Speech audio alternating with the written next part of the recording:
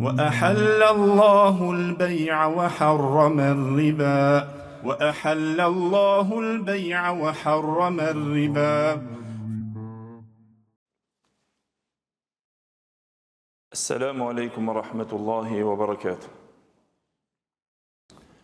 الحمد لله الذي شرع لنا من الدين ما ارتضاه وأحل لنا البيع وحرم الربا فعمت بها البركات وازدهرت الأرجاء. أشهد أن لا إله إلا الله وحده لا شريك له له الملك وله الحمد في الأرض والسماء وأشهد أن نبينا وحبيبنا وشفيعنا محمد رسول الله إمام المرسلين وخاتم النبيين وصفوة خلق الله أجمعين. نشهد بأنه بلغ الرسالة وأدى الأمانة ونصح الأمة وكشف الله به الغمة وجاهد في الله حق الجهاد حتى أتاه اليقين. فصلوات الله وسلامه عليه وعلى آله وصحابته والداعين بدعوته والعاملين بسنته بإحسان إلى يوم الدين وبعد. Gjithë falënderimet dhe lavdërimet I takojnë Allahut Gjelle Gjelaluhu, salavatet dhe selamet I përcjellim të dërguarit tonë Muhammedit sallallahu alaihi wasallam, familjes së tij, shokëve të tij dhe gjithë ata të cilët pasojnë rrugën e tyre me të mirë deri në ditën e gjykimit. Të dashur vëllezër musliman, vazhdojmë që të informohemi dhe të diskutojmë rreth temës në të cilën jemi duke folur, rreth një mëkatit të madh nga mëkatet të cilët është një ndër shkaqet kryesore për trazirat edhe për prishjen e ekonomisë edhe ndikimit të krijimit të saj në individ dhe në shoqëri, e ajo është krijimi I kamatës. Na folëm për shumë hadithe dhe ajete të cilët ishin në këtë kontekst, të cilët kanë ardhur o vëllezër me kërcënime të tilla dhe me qortime, por të folish për kamatën nuk do të thotë se thjesht të folish për një transakcion financiar, por jemi duke folur për një mëkat nga mëkatet e mëdha, e cila prish shoqëri edhe e cila prish ekonomi. Dëmet e saj të mëdha, gjurmët e saj të rënda shumë, siç dhe cekëm prej haditheve të cilët kanë ardhur pra çdo herë kur është një mëkat I dëmshëm në individ dhe në shoqëri, padyshim se për to ka shumë qortime nga Kurani Allahut Gjelle Gjelaluhu, si dhe nga hadithet e Muhammedit sallallahu alaihi wasallam, edhe nga veprat dhe fjalët dhe gjurmët e dietarëve të cilët ata ishin që u ruanin edhe kishin ndrohur që mos vallë të binë ndoshta në këtë mëkat. A kurse aq shumë ka përfshirë dhe është shfaqur ky mëkat, sa që pasojat e tij janë aq shumë të mëdha, ndoshta dhe na nuk I hetojmë se çfarë pasojash të rënda kemi për shkak përhapjes së këtij mëkati, derisa aq është e bërë e thjeshtë të vëllezër të në, që mo thuajse dhe hoxhallarët dhe na nuk flasim mo për këtë temë. Thuajse të njerëzit mo dhe nuk bisedohet kjo temë, se është bërë aq e thjeshtë duke u marrur mo secili me këtë pikë, ose aq shumë ka ndërhirë dhe pluhuri I saj që ka përfshirë pra një shoqëri të tërë, e që me të vërtetë është shumë e rrezikshme, edhe se në to padyshim ka pasoja shumë të rënda, prej pasojave aq shumë të rënda që kanë ardhur tekstet në to që na treguan dhe na shpjeguan, e veçanërisht që është një ndër shkaqet që e pakson shiun, është dhe ky mëkat si shkak kur ai të shfaqet te njerëzit, kur ai të përhapet te njerëzit. Ashtu pra sikur që na tha Ata ibn Abi Rabah, tabiu I ndershëm rahimahullah, I cili tha se Musa alayhi salam një herë I tha ju ankuat Allahu xhelle xhelaluhu për shiun që mungonte. Dhe tha: Ja Rabb, hadha al-ghaythu la yanzil wa yanzilu fala yanfa. Tha: O Zot, ky shiu që nuk zbret, kohë gjatë nuk na zbret, na mungon. Tha: dhe kur zbret nuk na ban dobi. A e dini se si u përgjigj Allahu xhelle xhelalu Musës alayhis salam? Tha: kjo është për shkak kathratu zuna wa dhuhuru riba. Tha: kjo është për shkak zinas së shumt, immoralitetit të shumt që bëhet, edhe për shkak shfaqjes së kamatës, përhapjes së kamatës. Para mendova vëllezër, na të gjithë e shohim këtë skamje të cilën e përjetojmë me thatësi, edhe se të gjithë na thomi se nuk ka shi, mirë po kush prej nesh thot sa thua pse nuk ka shi? Pse në ka kapur kjo skamje, kjo thatësi, edhe pse nuk pyesmi se a thua cilat janë shkaqet që neve nuk na bën shi? Sikur që Musa a.s. tha: ky shiu nuk na bjen, vonon dhe ky afat e madh që ka, po dhe kur bjen nuk ban dobi. Edhe kur të bjen ndoshta shiu, të vjen ndoshta me ndonjë shkatërim, ndoshta me një dëm e kështu me radhë. Pse? Për shkak shfaqjes së mëkateve të mëdha, e veçanërisht mëkatet e birit të Ademit, në të cilën ky si mëkat është një ndër shkaqet të cilët të shkakton paksimin e shiut. Derisa Mujahidi rahimahullah, tabiu i ndershëm, i cili tha se a e dini se edhe kafshët e mallkojnë mëkatarin nga biri i Ademit, për shkak tyre ju mangësohet shiu, edhe për shkak mëkateve të birit të Ademit, atyre nuk ju bën shiu. Dënohen me mos ujë dhe me pa shi, edhe kafshët të cilët gjenden për shkak mëkateve tonë. E ata tha mallkojnë birin e Ademit duke thonë se këtë fatkeqësi e kemi për shkak mëkateve të birit të Ademit. Mu para të vëllezër, transmeton Imam Ahmedi nga Abu Huraira radiallahu anhu dhe Hakimi gjithashtu, tha se një herë Sulejmani alayhis salam doli që të i luten Allahu xhelle xhelaluhu për shi me njerëzit të cilët i kërkonin që të lutet Allahu xhelle xhelaluhu për shi. Tha kur doli ai e pa një milingon që ishte shtrirë në shpinën e saj.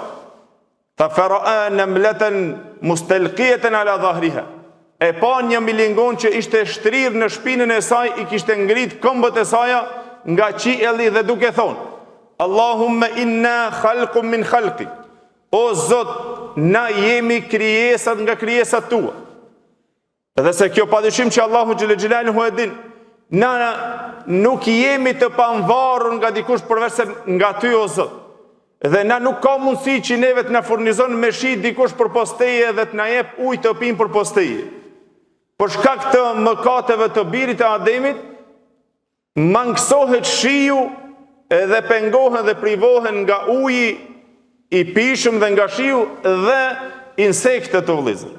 Para Sulejmani alayhis salam, kur e pa këtë milingonën që i lutet Allahu xhelle xhelaluhu, për shkak se Sulejmani alayhis salam e kuptonte gjuhën e insekteve dhe të kafshëve kështu me radhë, të cilët Allahu xhelle xhelaluhu e pa të mundsuar, tha kur e pa këtë milingonën në shtëpi duke i lutur Allahu xhelle xhelaluhu, duke thënë: O Zot, na jemi krijesë nga krijesat tua, o Zot, na nuk ka kush pra dikush tjetër që na sjell neve ujë të pishëm dhe shi. Tha kthehuni prap se jeni furnizuar me shi dhe me ujë të pishëm. Tha Sulejmani alayhis salam me dua dhe me lutjen e tij tërkuja. Dolëm na të lutemi, por juve ju erdh furnizimi me ujë, tha nga duaja e tij tërkuja. E për atë vëllezër e kerime rahimahullah tha: a e dini se çdo gjallës e çdo insekt e cila gjendet në tokë, ato e mallkojnë mëkatarin e birit të Ademit, edhe se ata i kthehen me ankesë të Allahu xhelle xhelaluhu që për shkak të mëkateve të birit të Ademit edhe atyre ju mangësohet shiu. Ti bësh shkak që ndoshta ti u mungon uji dhe shiu dhe atyre. E kjo është si gjurmë, o vëllezër, e cila rrjedh gjurmë e mangësisë së bereqetit ende këtë ndonjë për shkak një mëkatit nëse shfaqet. Sikur që pejgamberi sallallahu alajhi wasallam na tregoi se ata të cilët merren me këtë krim të këtij mëkati të madh, të cilët lidhin transaksionet e tyre tregtare me kamot dhe nuk ju intereson fare se ato merren me këtë mëkat dhe çfarë pasojë ka, ja kanë lejuar vetvetes së tyre dënimin e Allahut xhelel xhelalu. Kjo si pasojë e mangësimit të bereqetit, që ti të pyetish gjithherë, ta dish se ky është mëkati shkak i cili ty ta mangëson shiu. Po edhe nëse të bjen shiu, të bjen me padobi. Edhe kur të vjen shiu, mos të kesh dobi, mos të sjell dobi, po ndoshta të ta sjell ndonjë dëm për shkak se nuk e meriton që ti të kesh dobi, se mëkatin e kamotës e kimi bërë shumë të hap edhe shumë normale. E mu për ato vëllezër, çka ta merr mendje se çfarë dënimi ka ky mëkat edhe ky krim i rrezikshëm, pastaj në varr e në ahiret, nëse në dunjë të mangësohet bereqeti i saj, që Allahu xhelel xhelaluhu e dha si qurtim, tha yemhaqullahu riba, e humb bereqetin e kamotës Allahu xhelel xhelaluhu, ta humb bereqetin tokë, ta humb këtë botë dhe në botën tjetër, por të mirë çfarë kërcënimi atë rkiti edhe çfarë qëndrimesh të ajeteve të Allahut dhe të haditheve të pejgamberit sallallahu për atë i cili merret me këto me ngrënësin e saj. Pejgamberi sallallahu alaihi wasallam vëllezër na tregoi hadithin të cilin e transmeton Imam Buhariu nga Samurat ibn Jundub radhiyallahu anhu, i cili tha se pejgamberi sallallahu alaihi wasallam kështu: "Ra'aytu al-laylata rajulaini atajani fa akhrajani ila ardin muqaddasa." Tha pejgamberi sallallahu alaihi wasallam, i pash në ndër dy njerëz të cilët erdhën një natë edhe më morën mua dhe më nxjerrën te një tokë e shenjtë. Me një transmetim tjetër te një tokë e hapur në një hapësirë, tha, dhe pastaj ecëm derisa arritëm te një lum i cili ishte i mbushur me gjak. E në atë lumin me gjak, tha, një njeri i cili ishte në mesin e atij lumit dhe ai tentonte të del nga ai lumi. Mirë po para ti ishte një person, një njeri i cili kishte para ti gur me të cilën ai kur afrohej për të dalë nga ky lumi me gjak, tha, ai e hudhte me gur në gojën e tij. Edhe e kthente përsëri atje te vendi ku ka qenë. Tha, dhe kështu vazhdonte ai, tentonte që të del nga ky lumi me gjak.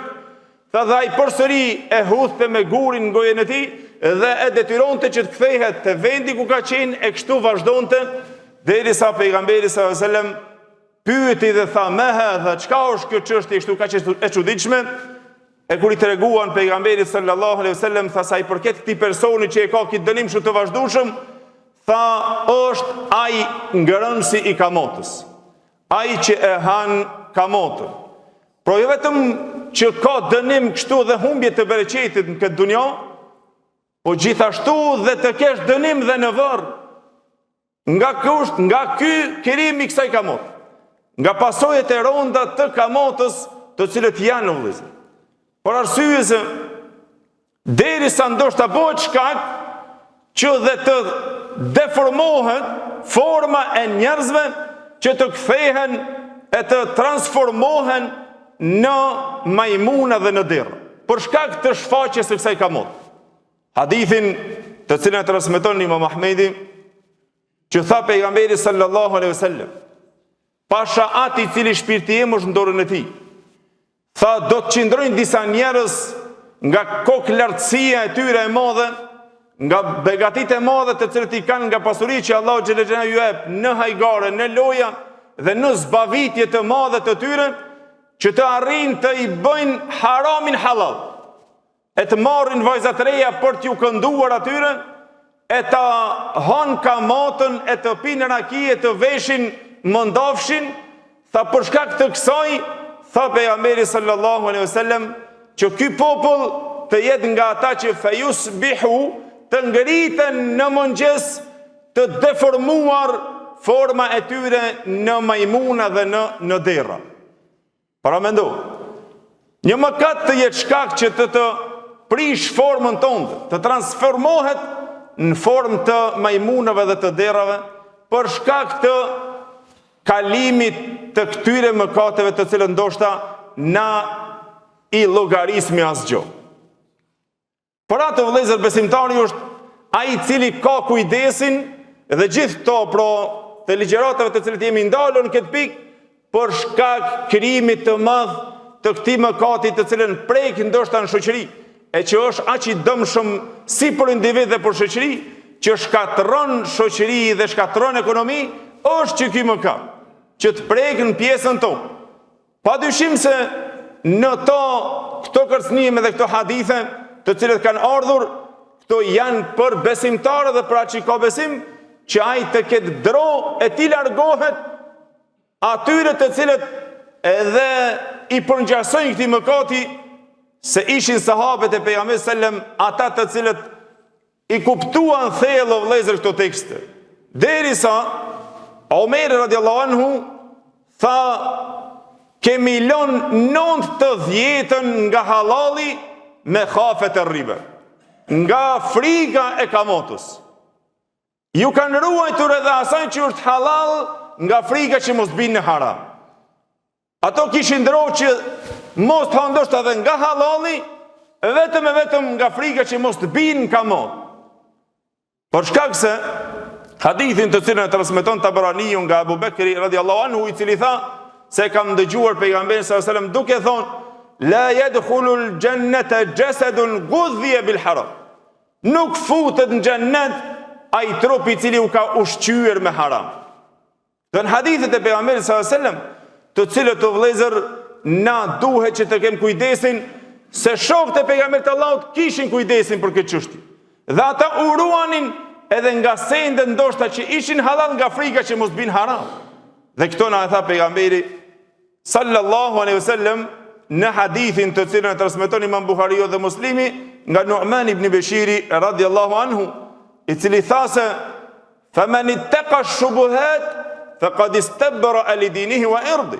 Kushdo i cili i uruhet sendeve të dyshimta, ai e ka ruajtur dinin e tij, fenë e tij dhe nderin e tij.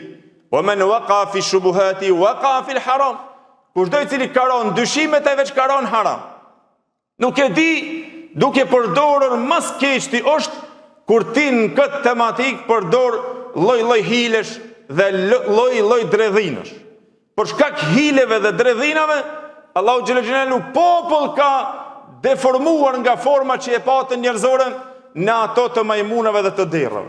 E ato ishin jehudët qifutët të cilët ato me hilet të cilët i banin për të ngrënë kamotën, të cilën dhe në çdo sheriat, të cilët ishin dhe më hershëm, ky mëkat i ndaluar, që Allahu xhelal xhelalu e ndaloi, edhe mjafton qurtim që Allahu xhelal xhelalu premtoi dënim të zjarrit të xhehenemit, kur tha wa man aada fa ulaika ashabun nar hum fiha khalidun. Kush kthehet, le ta dinë se ky është do të jetë prej banorëve të zjarrit të xhehenemit.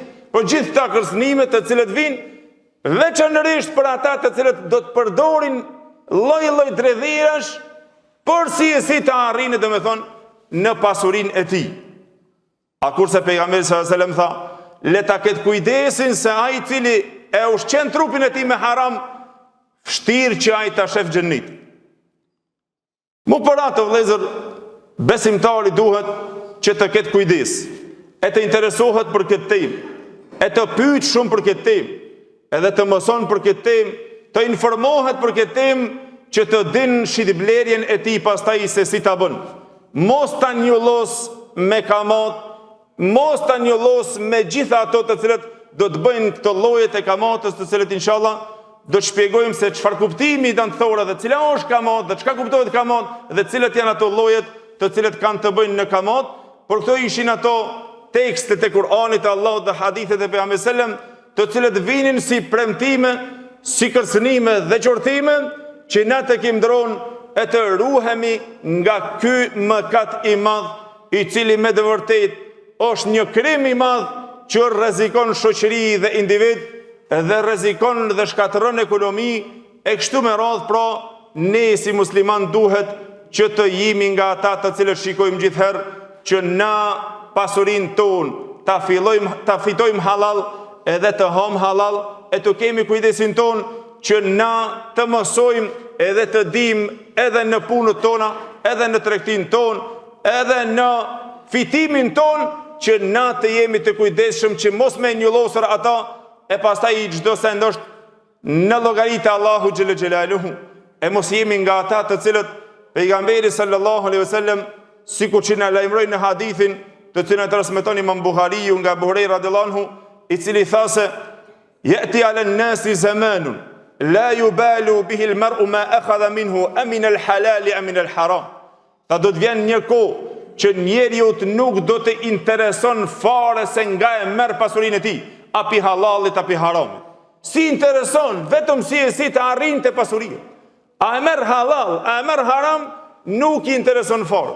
Ndoshta thua që jemi në këtë kohë që pak prej muslimanëve interesohet, kur i vjen interesi, i shfrytëzon të gjitha ato dredhinat si të arrin pra në arritjen e pasurisë. Por haron sa të pasuri që të ka dhuruar Allahu xhelle xhelalu, e ndoshta me to të ka sprovuar që ti a do të qëndrojsh në kufijtë e Allahu xhelle xhelalu apo nuk do të qëndrojsh në kufijtë e Allahu xhelle xhelalu, e veçanërisht te ky mëkat i cili ka njollosur tregtin, ka njollosur tregtarët dhe njollosun edhe muslimanët. E lutim Allahun xhelle xhelaluhu që Allahu xhelle xhelaluhu ta pastron pasurinë tonë nga ndytësia e këtij mëkati. Lutim Allahun xhelle xhelaluhu që Allahu xhelle xhelaluhu treget tona t'i pastron nga krimi i këtij mëkati, dhe Allahu xhelle xhelaluhu të na bën nga ata besimtarët me besim të fortë, të cilët largohen nga ky mëkat, për arsye se nuk largohet nga ky mëkat vetëm sa ai i cili ka besimin e fortë, që i beson Allahu xhelle xhelaluhu dhe ditën e ahiretit, dhe din se Allahu xhelle xhelaluhu është furnizuesi edhe nëse i vin oferta të lloj-llojshme, të cilët i ka shpikur dikush për të i njollosur njerëzit edhe për të i futur ndoshta në këto pasoja të rënda të cilët i cekëm të këtij krimi. Lutim Allahun xhelle xhelaluhu që Allahu xhelle xhelaluhu të na mëson fenë e tij dhe të na mundëson pasimin e më të drejtës, të cilën na e ndëgjojmë dhe kuptojmë. Wa aqulu qawli hadha wastaghfirullahi li wa lakum walhamdulillahi rabbil alamin.